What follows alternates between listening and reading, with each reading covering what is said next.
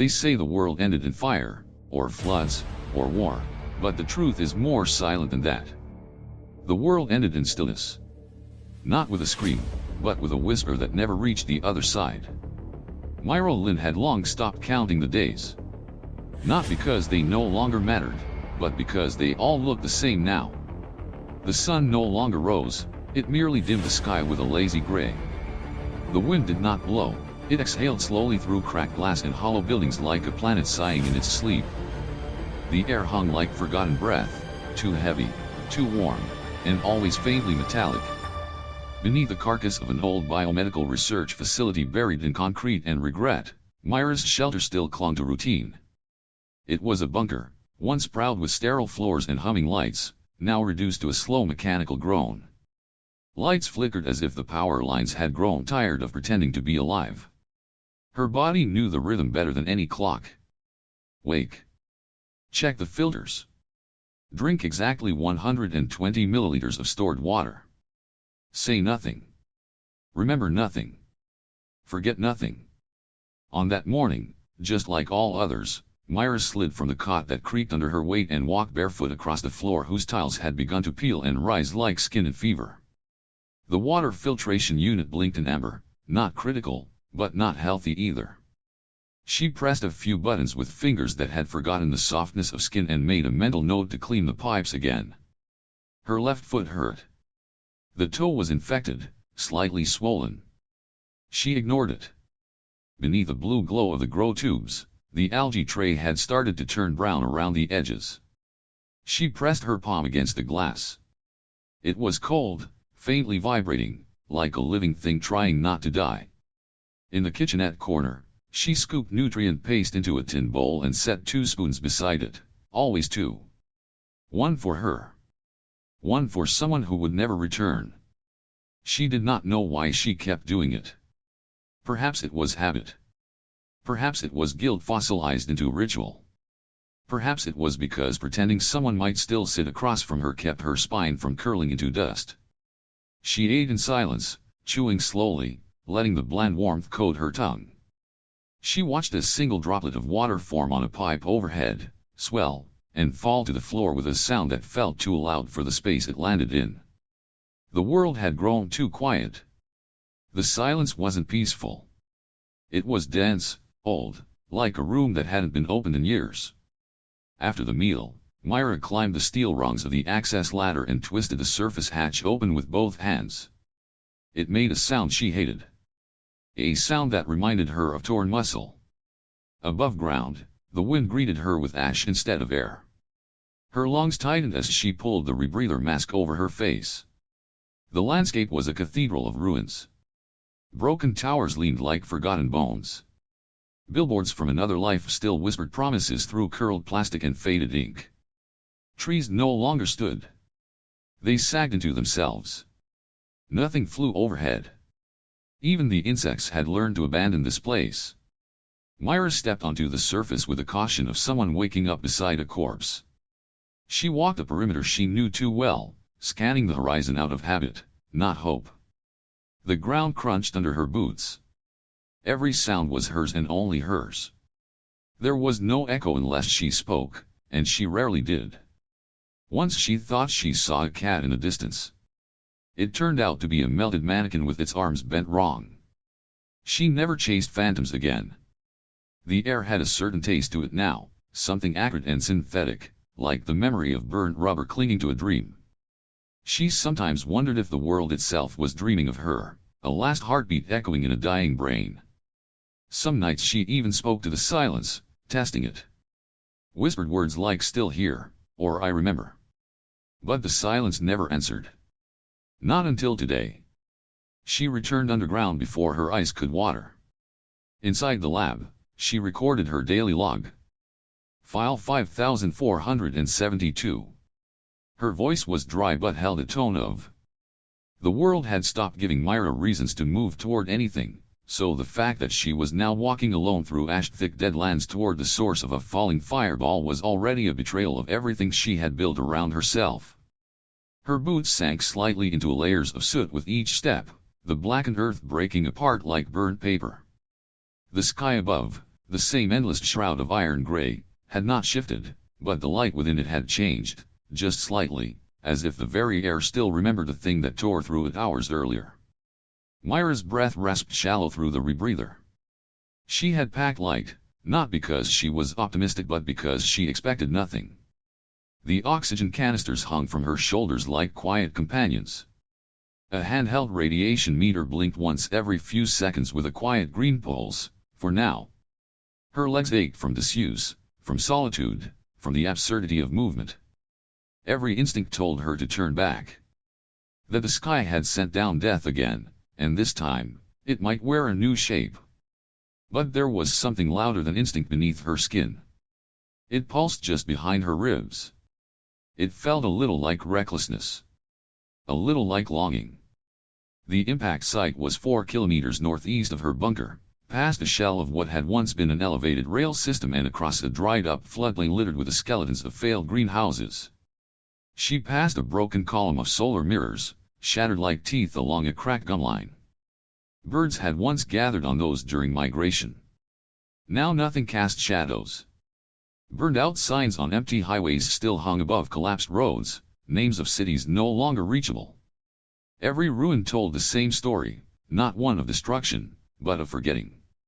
By the time she reached the ridge, her body was shaking from exertion and the air was thinner than it should have been. She dropped to one knee behind a slanted outcrop of cement and peered across the basin. The crater was shallow but wide, its edge carved into the dust like a fresh wound. In the center lay the object. It was not metal in the way human ships were metal. It didn't shine. It didn't smoke. It sat in the crater like a massive, half-buried seed, smooth and pale, its surface patterned in tight organic geometry that shimmered faintly, as if breathing. The air around it smelled different, rich with ozone and something sweet and electric, like the moment before a lightning strike. Mira approached slowly, eyes locked on the thing, her hand tight around the hilt of the survival knife strapped to her thigh. Every part of her screamed that this was the last moment she would ever see. She moved around the object in a wide arc, footsteps leaving marks in the fine dust. There were no visible doors, no engines, no external markings. Just that impossible skin, undulating in rhythm with something internal. Then, without warning, a section near the base rippled, split, and retracted. Not like a mechanical hatch, but like muscle peeling open. Mira stumbled back. The interior was dim and slick-looking, but quiet. From within, a shape moved. It slid forward slowly, gently, as if expelled. A humanoid figure collapsed onto the scorched soil. Mira's breath caught. For several long seconds she didn't move. The figure was not wearing any kind of recognizable suit, but its skin or armor was iridescent, shifting between silver and pale green as if refracting invisible light. Its limbs were long, the proportions off by just enough to unsettle her, and its head was narrow, elongated, with a crown of fine white filaments that drifted upward without wind. The eyes opened. They were not eyes. Not in any way she understood. They glowed faintly from within, no pupils, no irises, just motionless liquid light. She drew her knife but didn't raise it. The creature lay on its side, breathing shallow, arms limp. It made no sound. There was no smell of blood, no visible injury, but something about the way its chest moved told her it was dying. She crouched a few meters away and waited. 5 minutes passed. 10.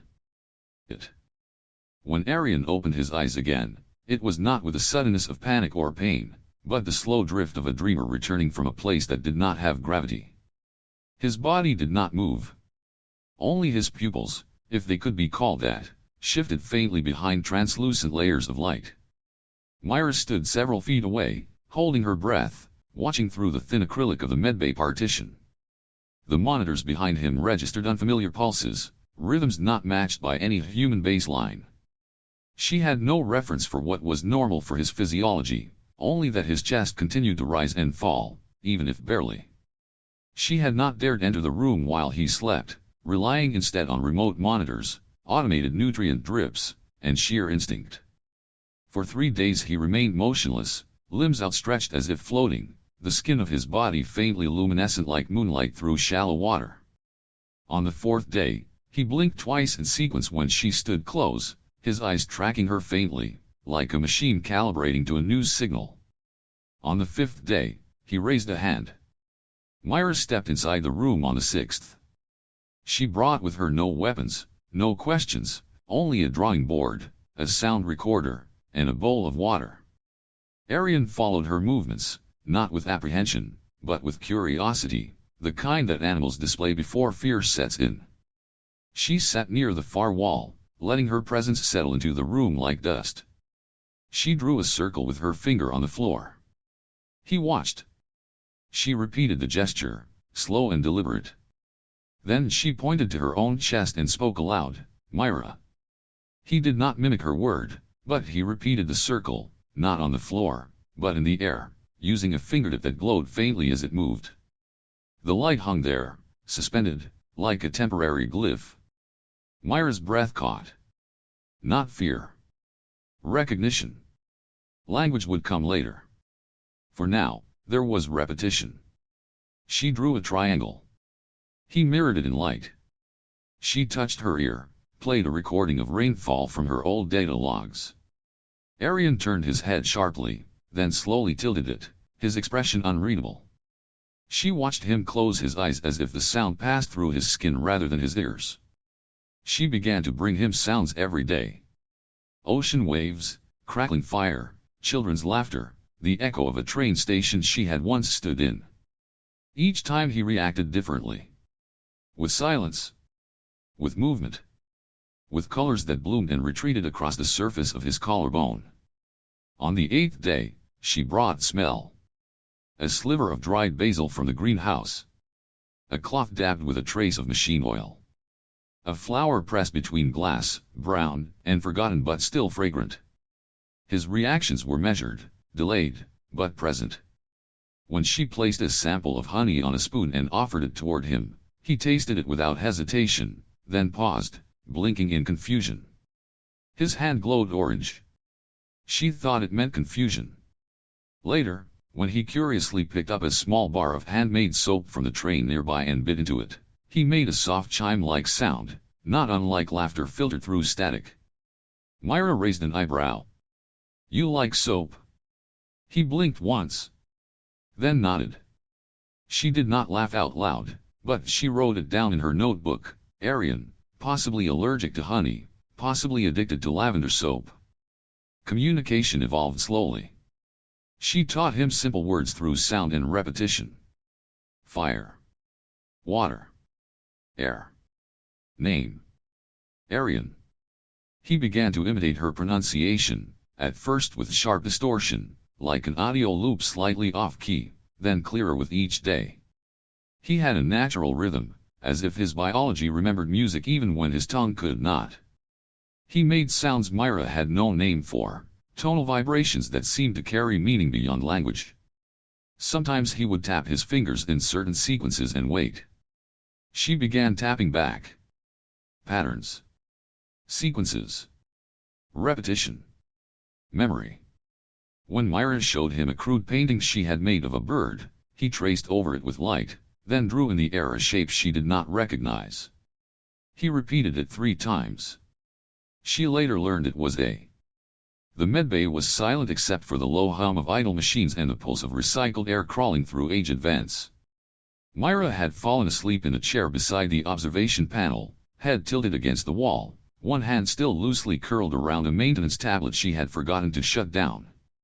Her breath was steady, but her brow furrowed even in sleep, as if her body refused to let her mind rest too deeply. On the far side of the room, Arien moved without a sound. His steps were weightless, deliberate, as if the floor itself yielded beneath him. He stood before a narrow shelf containing neatly stacked objects, each arranged with obsessive care, old data pads, a portable microscope, several burned-out circuit boards, and a compact audio recorder. A tangle of cables coiled beside it like a nest of dormant snakes. The recorder's indicator light pulsed red. Recording standby. Something about that steady rhythm drew him in. His fingers hovered, uncertain, before brushing against the place sensor. A soft click followed, and then, quietly, a voice. Mira's voice. Not the voice she used when speaking to him. This one was thinner, hollowed by something older.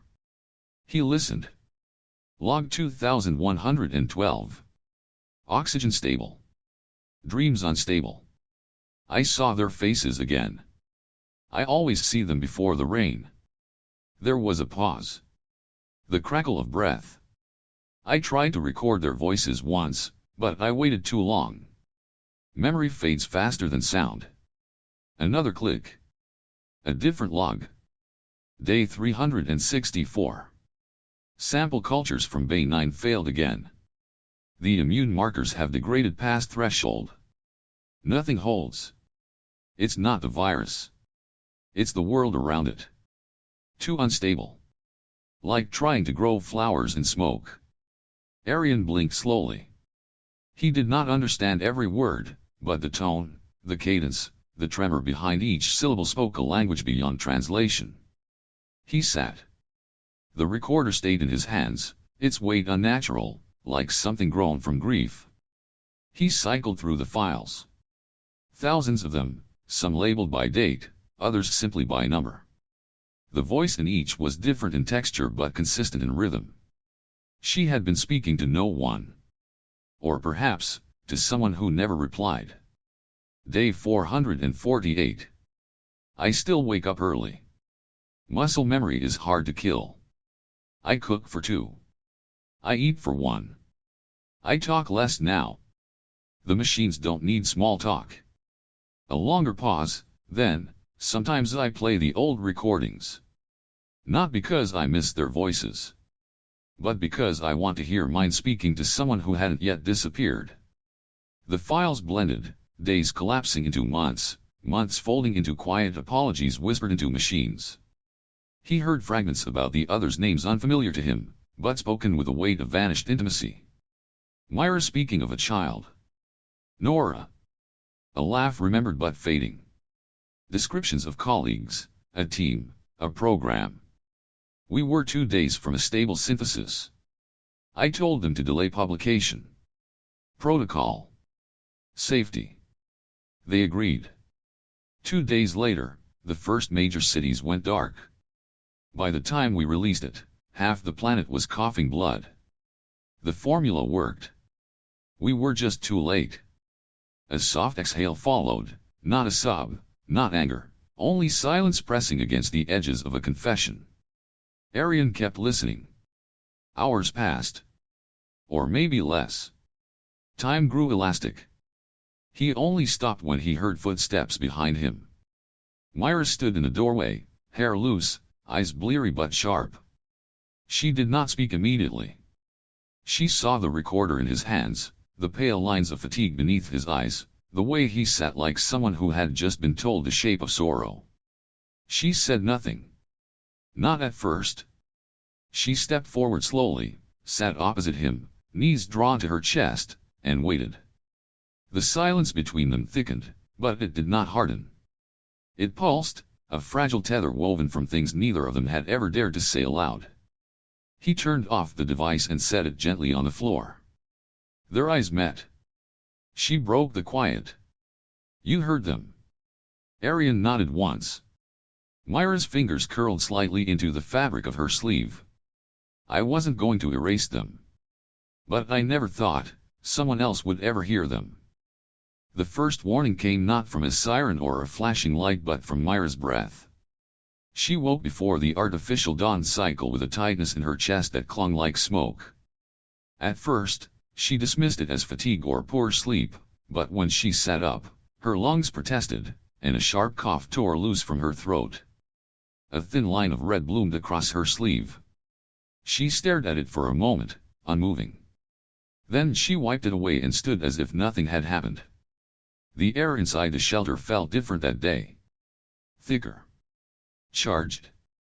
The recycled oxygen passed through filters that had long outlasted their intended lifespan, and now the difference between inside and outside was more a matter of delay than protection. Her instruments had begun to fail in subtle ways. Readouts flickered. Calibration routines looped endlessly without results. The atmosphere scanner near the upper hatch issued a soft chime every hour, then began to chime every half hour. She silenced it. She told herself it was just faulty wiring. But deep down, she knew better. Outside, the sky had changed. It no longer hovered above like a wounded ceiling but instead seemed to press downward with silent intent. The ash fall patterns shifted, swirling unnaturally even without wind. Static clung to surfaces. The solar arrays sparked faintly at their corners. Mira continued her routines. She repaired the water valve, checked the root beds, recorded her logs. But each task took longer. She found herself leaning against walls she used to pass without notice. Her hands trembled when lifting the nutrient trays. The blood on her sleeve became a recurring motif, never heavy, never gushing, but always there. A signature written in diminishing strength. Arien noticed long before she admitted it. He said nothing, but his eyes followed her more often. He began staying closer, just within arm's reach. He moved silently but not indifferently. When she dropped a tool one morning, he picked it up before she could bend down. She tried to wave him off. He did not move.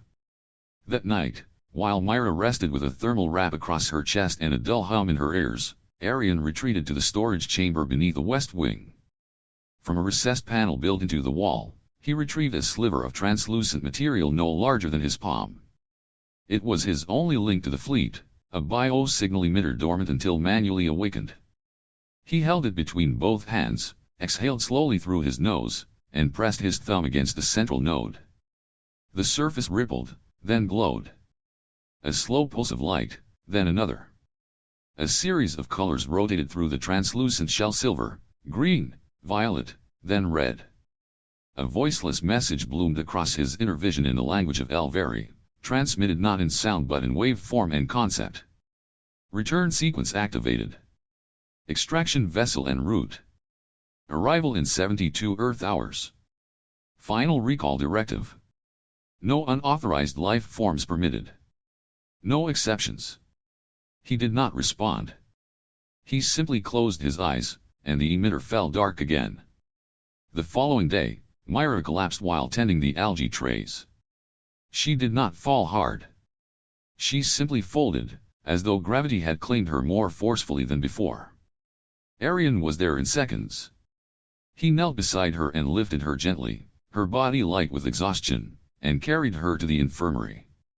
When she woke, there were no machines attached, only a warm blanket, dim lighting, and the quiet sound of Arien's breathing beside her. She turned her head toward him, and her voice rasped, "You knew."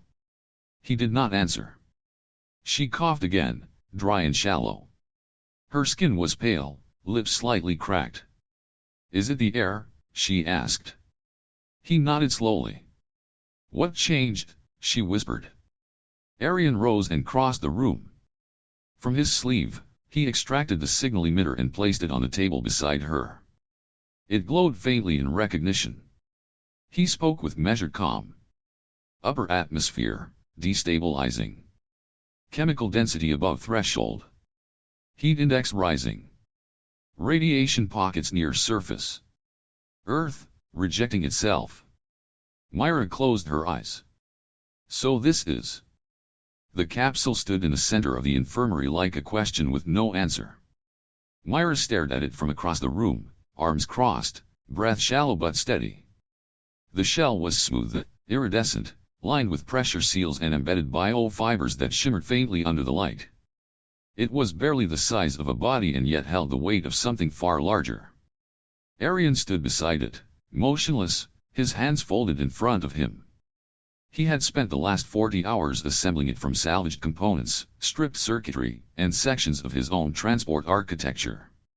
It was a fragile thing, held together by faith and desperation, calibrated to keep a human alive for the duration of interstellar acceleration. It did not hum or pulse with mechanical certainty. It simply sat in the silence, a promise whispered between breaths. Mira did not move toward it. She simply watched, her face unreadable.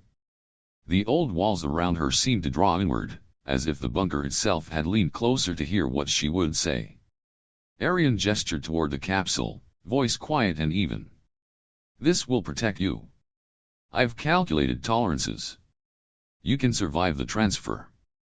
Mira shook her head once, slow and deliberate. It's not about survival. Arien blinked, uncertain. Mira stepped forward, not toward the capsule but toward him. This is where I was born, she said. This soil, this sky.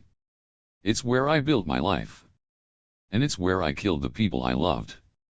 Arien tilted his head. You did not kill them. She smiled, a fragile, bitter thing. Not with my hands. But I had choices. I made the wrong ones. And then I watched the world die while I was safe underground. Her fingers clenched at her sides. Do you understand what that means? I didn't survive by chance. I survived because I was useful. Because I said yes when they said, we only have 40 seats. I didn't speak up. I didn't fight. I walked down the stairs and didn't look back. Arien said nothing. The silence stretched between them like a fissure. Mira looked away, her gaze falling to the floor. If I leave this place now, I'm not escaping it. I'm running from the only place where my guilt makes sense. And I don't think I deserve to run anymore. Arien turned toward the capsule, then back to her. There is no justice in death. Mira nodded. Maybe not. But there is clarity. And I've lived in a fog long enough.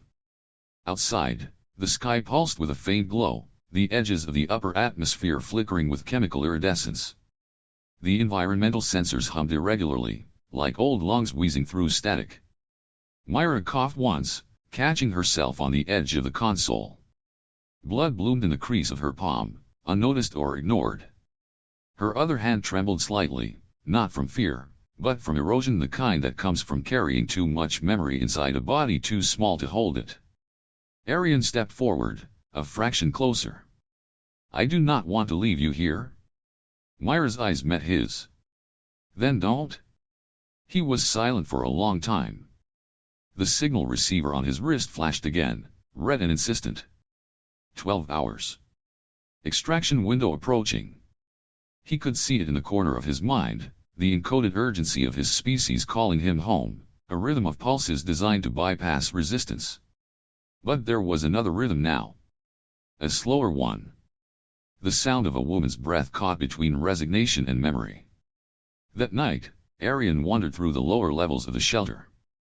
The hallways were lined with abandoned terminals, silent machinery, and walls etched with names Mira had once tried to remember. He passed the greenhouse, the algae beds, the wall of drawings where Mira had once pointed to a child's crayon note and said, "She called me a good person. I wasn't." He ended up in the archive room, the air dry and brittle. There, among the scattered data drives and rusted equipment, he found the recorder. It was small, worn at the edges, the play button rubbed smooth from years of repetition. He turned it on. Mira's voice emerged, soft and raw. I regret not telling them goodbye. I regret not holding their hands one last time. I regret thinking silence would protect me. I thought if I said nothing, I couldn't be blamed. But the silence was a choice, and it killed more than my words ever could. The next part came quieter, as if she had leaned in close. If I could go back, I'd choose to stay. Not because I wanted to die, but because I wanted someone to understand why I did. Arien stood still for a long time, the recorder in his hand, its small blinking light reflecting in his eyes. He didn't speak. He didn't move. He just listened, over and over, until the voice became more than data. Until it became a weight he could not discard. He sat there long after the message ended, until the cold crept up through the floor and into his bones. He was not built for indecision. But he was not the same as when he arrived either. When he returned to the infirmary, Mira was awake, sitting on the edge of the cot, staring at the capsule like one stares at a doorway that only leads to mirrors. She didn't look up when he entered. "Let me guess," she said, voice dry. "You think you can convince me?" Arien crossed the room and sat beside her. He didn't answer. Instead, he held out his hand. In his palm was the signal beacon, still blinking. But the message had changed. The data stream was corrupted. No outbound signal had been sent. The final transmission was still in queue, unsent. Mira stared at it, eyes narrowing. You haven't answered them. Arien nodded. You haven't chosen yet, she said. He looked at her, and for the first time, there was something in his expression beyond understanding, beyond logic. It was choice. Not obligation. Not curiosity. Just choice. Mira reached out and closed his hand around the device. So maybe we both stay, she whispered. And maybe that's enough. She looked again at the capsule, its edges now casting a faint shadow against the wall from the flickering infirmary light. She stood and walked to it, ran her fingers along the seam. Her touch lingered on the bio-weave, the gentle pulsing beneath it that Arien had designed to simulate heartbeat synchronization. The capsule did not open. It waited. She leaned her forehead against it, eyes closed, breathing in time with its quiet rhythm. Arien remained seated, watching her. He did not rise. He did not insist. The lights dimmed as the power core shifted into reserve mode. The oxygen recyclers hummed louder than before, fighting to push clarity into lungs that had long stopped believing in clean air. Somewhere above, the extraction vessel orbited in silence, waiting for a signal that would never come. The stars beyond it did not blink. They did not judge. They simply continued, ancient and unreachable. In the quiet below, Mira leaned her head on Arien's shoulder. Neither of them spoke. The choice had already been made. The capsule stood in the center of the infirmary like a question with no answer. Mira stared at it from across the room, arms crossed, breath shallow but steady. The shell was smooth, iridescent, lined with pressure seals and embedded biofibers that shimmered faintly under the light. It was barely the size of a body and yet held the weight of something far larger. Arien stood beside it, motionless, his hands folded in front of him. He had spent the last 40 hours assembling it from salvaged components, stripped circuitry, and sections of his own transport architecture. It was a fragile thing, held together by faith and desperation, calibrated to keep a human alive for the duration of interstellar acceleration. It did not hum or pulse with mechanical certainty. It simply sat in the silence, a promise whispered between breaths. Mira did not move toward it. She simply watched, her face unreadable.